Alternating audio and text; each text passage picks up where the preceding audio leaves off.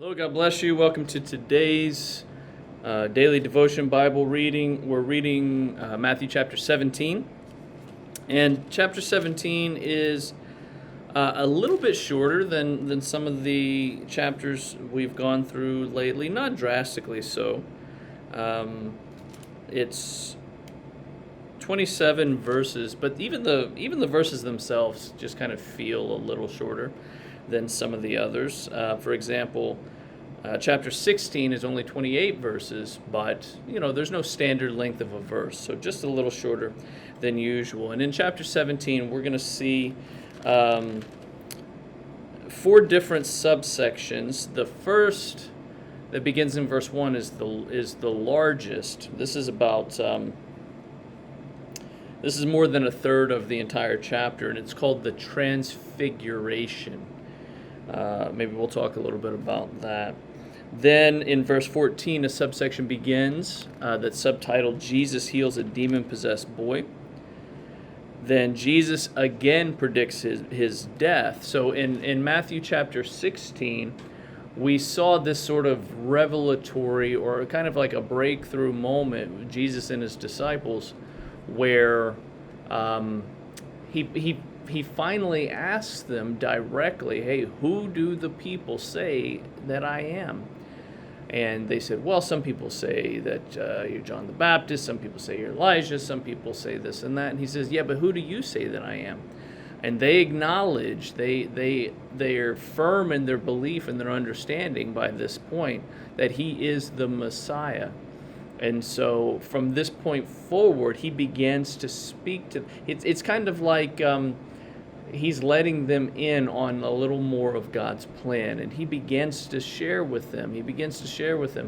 That he's going to be arrested, that he's going to die on a cross, and that 3 days later he's going to be raised again. And so they're privy to a greater portion of God's plan at this point. And so in verse 22 it says Jesus again predicts his death. He's speaking openly now to his inner circle, to the 12, about what's going to happen. And then the last section is verse 24 through 27, and it's subtitled Payment of the Temple Tax. So Matthew chapter 17, beginning in verse 1, 6 days later, Jesus took Peter and the two brothers, James and John, and led them up a high mountain to be alone. As the men watched, Jesus' appearance was transformed so that his face shone like the sun, and his clothes became as white as light. Suddenly Moses and Elijah appeared and began talking with Jesus, and Peter exclaimed, Lord, it's wonderful for us to be here. If you want, I'll make 3 shelters as memorials, one for you, one for Moses, and one for Elijah. But even as he spoke, a bright cloud overshadowed them, and a voice from the cloud said, This is my dearly loved Son, who brings me great joy. Listen to him. The disciples were terrified and fell face down on the ground. Then Jesus came over and touched them. Get up, he said, don't be afraid. And when they looked up, Moses and Elijah were gone, and they saw only Jesus.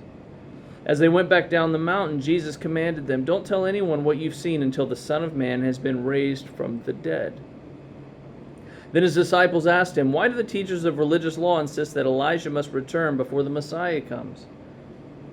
Jesus replied, Elijah is indeed coming first to get everything ready, but I tell you, Elijah has already come, but he wasn't recognized, and they chose to abuse him. Remember, Jesus had taught about this when he spoke about the prophecy related to John the Baptist.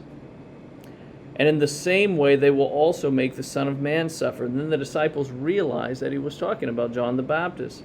At the foot of the mountain, a large crowd was waiting for them, and a man came and knelt before Jesus and said, Lord, have mercy on my son. He has seizures and suffers terribly, and he often falls into the fire or into the water. So I brought him to your disciples, but they couldn't heal him. Jesus said, You faithless and corrupt people, how long must I be with you? How long must I put up with you? Bring the boy here to me.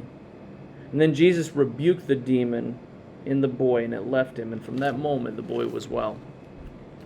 Afterward, the disciples asked Jesus privately, "Why couldn't we cast out that demon?" "You don't have enough faith," Jesus told them. "I tell you the truth, if you had even faith as small as a mustard seed, you could say to this mountain, 'Move from here to there,' and it would move. Nothing would be impossible." After they gathered again in Galilee, Jesus told them, "The Son of Man is going to be betrayed into the hands of his enemies. He'll be killed, but on the third day he'll be raised from the dead." And the disciples were filled with grief. On their arrival in Capernaum, the collectors of the temple tax came to Peter and asked him, "Doesn't your teacher pay the temple tax?" "Yes, he does," Peter replied, and then he went into the house. But before he had a chance to speak, Jesus asked him, "What do you think, Peter? Do kings tax their own people or the people they've conquered?" "They tax the people they've conquered," Peter replied. "Well then," Jesus said, "the citizens are free. However, we don't want to offend them, so go down to the lake and throw in a line. Open the mouth of the first fish you catch, and you'll find a large silver coin. Take it and pay the tax for both of us."